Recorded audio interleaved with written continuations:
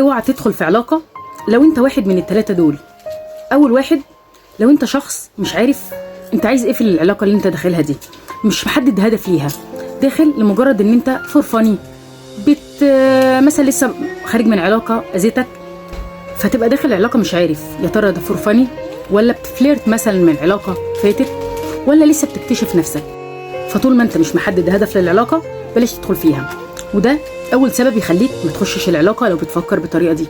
تاني سبب تخشش العلاقة لو انت خارج من قصة مجروح وبتحاول تنسى، فتبقى لسه ما تعافتش نفسيا من العلاقة اللي اذيتك وتدخل علاقة تانية تأذي ناس تانيين.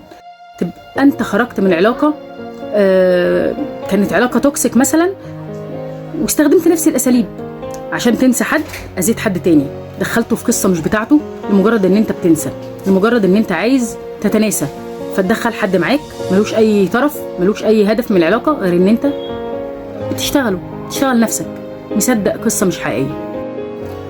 تالت سبب واهم سبب يخليك ما تخشش علاقة، لو انت بني ادم مش متزن نفسيا، مش سوي، مش عارف هدف لحياتك، وداخل عشان تهرب من الواقع الأليم، عشان ما فيش حاجة قدامك، او ده المسار الطبيعي. البنت تكبر، تتجوز، ترتبط، الولد عدى سن معين، فاحنا بندخل العلاقات عشان نكمل بيها، عشان العلاقة تكملنا، بس ده لما نبقى احنا محققين الرضا، راضيين عن نفسنا، محققين تارجت معين وهو اننا ناجحين في حياتنا، مش مستنيين حد تاني يحقق لنا احلامنا، واصل لليفل معين.